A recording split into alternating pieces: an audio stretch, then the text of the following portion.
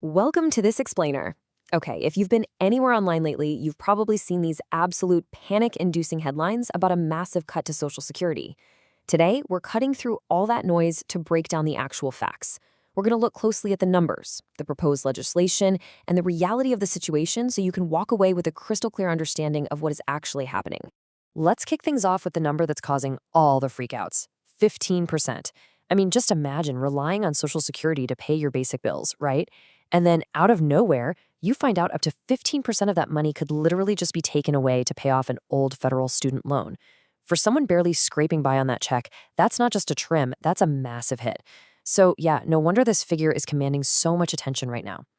But hey, let's take a breath here, because there is a gigantic difference between a scary headline and actual reality. The myth going around that everyone with a student loan is going to instantly lose 15% of their check? Totally false. The reality is that 15% is simply the maximum potential withholding, and that's only in highly specific qualifying circumstances. It's subject to protections and limits. Your check doesn't just automatically shrink the second you miss a loan payment. Section 1. Who is actually affected?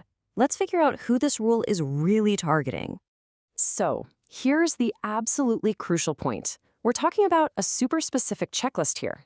To even be affected by this potential withholding, you have to have federal student loans, not private loans from a bank, strictly federal ones. On top of that, those loans have to be actively in default, meaning you've fallen significantly behind on payments. And finally, you have to be receiving qualifying Social Security benefits.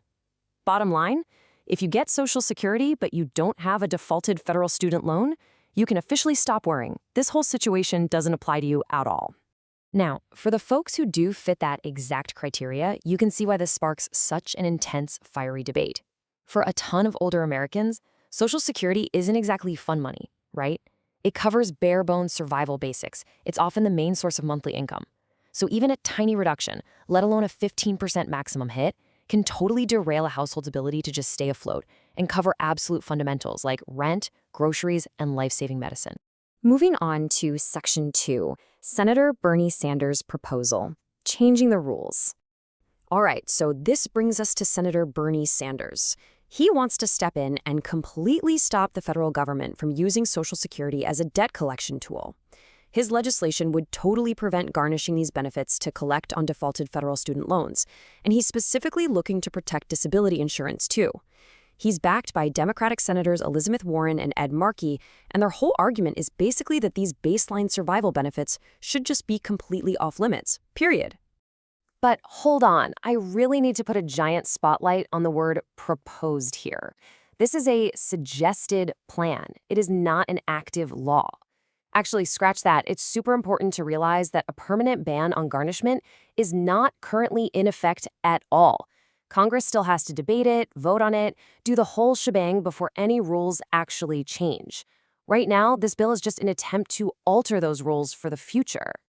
Which leads us perfectly into Section 3, the paused reality. Garnishment is halted. Listen up, because this is honestly the most critical part of this entire explainer.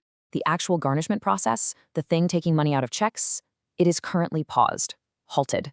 Meaning nobody, literally not a single person, is actively losing 15% of their Social Security check today because of a defaulted federal student loan.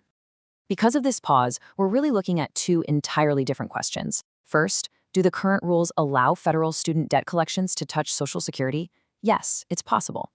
But the second question is, will those collections actually resume in the future, or will Congress permanently prohibit them first? A proposal to stop future garnishment is totally different from the false narrative that millions of retirees are having their checks slashed right this second. They aren't. Let's zoom out a bit for Section 4. Student debt meets retirement. Two systems collide. If we look at the big picture political fight, we're watching a massive clash of ideas. On one side, supporters of Sanders' proposal are arguing that Social Security provides the ultimate baseline of financial security for vulnerable folks, so it absolutely has to be shielded, totally off limits. But on the flip side, opponents are arguing, well, federal student loans are legally binding debts owed to taxpayers, which means the government needs some kind of reliable mechanism to collect that money when borrowers default. It really boils down to asking exactly what kind of income should the government be allowed to touch. All right, Section 5, the final payoff, your key takeaways. Let's wrap all these threads up into a quick cheat sheet for you. First off, that terrifying 15% number, it's just a maximum potential withholding under the rules, not some universal automatic cut that hits everyone. Second, it only ever targets a highly specific group, folks with defaulted federal student loans who also get qualifying benefits. Third, the whole garnishment process is totally paused right now anyway. And lastly, Senator Bernie Sanders' bill to protect these benefits permanently is strictly a proposal. It is not an act of law. So as millions of borrowers out there try to navigate this messy collision between student debt and retirement, Congress eventually has to make a final call. They have to figure out exactly where the line is drawn. Sanders wants the answer to be a clear yes, but the decision rests with Congress. And that leaves all of us to ponder a pretty fundamental question about our safety nets. Should retirement and disability benefits receive special protection from federal student loan collection? It's a huge question, and the answer is going to determine the financial reality for millions of Americans in the years to come. Thanks so much for hanging out with me for this explainer, and remember, always keep questioning those headlines.